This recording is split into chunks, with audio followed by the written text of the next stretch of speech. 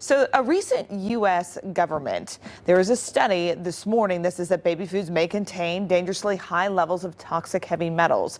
So, right, as a parent, what do you need to look out for? We're joined this morning by Lindsay Bailey, pediatric dietitian with Akron Children's Hospital. And we're used to Lindsay cooking for us this morning, but we're diving a little bit more serious this morning. Lindsay, thanks for being with us. I want to first start with these parents who rely on these jars and these pouches for food that don't have time to make their own. So give us the details. What exactly is this baby food tainted with? Yes. So at first, when we hear this topic, it's very scary to parents, right? So it's very alarming. But I'm here to say, let's take a deep breath and let's not panic. Let's talk about the facts. So a congressional subcommittee just came out with this report of toxic metals being in our baby foods. So where do these toxic metals come from? Were they added to the foods? So the facts are these metals are naturally occurring in our agriculture and in our soil from decades of pollution and just the types of crops that are grown and what we're using in these baby foods. So it's nothing that was added, it's something that's naturally occurring in our soil. And many of the baby food manufacturers rely on specific crops in baby foods, such as carrots, rice, and sweet potatoes, which tend to soak up more of those toxic metals from the soil. So that's why we are hearing this report.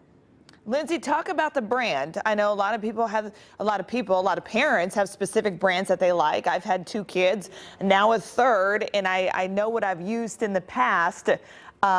So what are some of the brands that are being affected? And is organic one of the problems? Great question.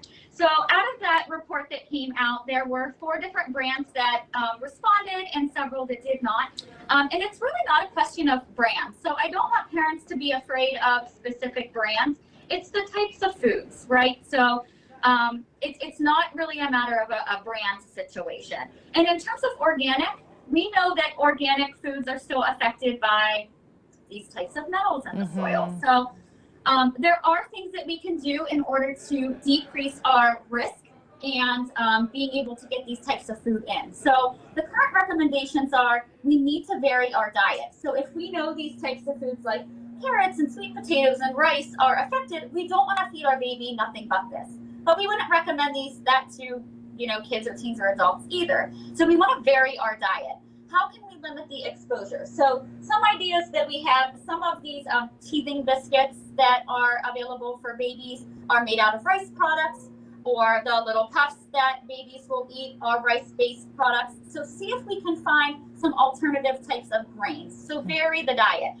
Versus rice products, see if we can see different grains that are made of oat flours and oats products, for instance. Another common one that we hear are metals actually in our juices. So the recommendation is let's focus on our fresh fruits. So for babies, I have a couple of different purees. It could be ones that you're either making by yourself, just kind of pureeing in a blender, or if we're focusing on different types of baby foods and different types of fruits. But there's ways that we can limit exposure, particularly with rice. Many studies have been showing that the type of rice makes a difference in where it's grown. So rice that has been grown in California and Pakistan has shown to have lower levels of these toxic metals. And actually white basmati rice is something to look for as well. And Lindsay, talk about some of the impacts that it's having on these kids. I mean, it's serious. The first 2 years of life, everything is starting to form, right? Sure. So what I want to really make clear to families is this is not a new topic, and I know it kind of resurfaces every so often. So it gets really scary when we hear it again. But our government is doing the best that they can to, look into this and make regulations when they can.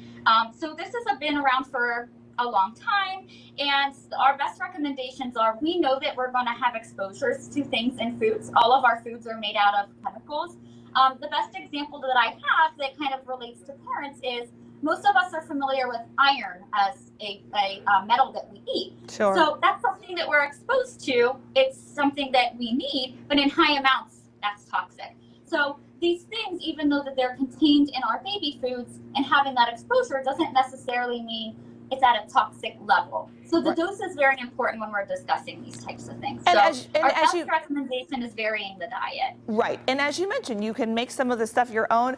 I have made baby food myself in the past, and I don't cook very often. Very easy. Just, steam some carrots and then puree them. So if you had that split second where some of these specific vegetables are being affected, maybe you could do some of the easier ones and then add to what you're buying that's not being affected. So we appreciate the insight, Lindsay. I know parents are always worried about this every year, and it has resurfaced, but it's been around for a while. Yes. Thank you. Good to see you.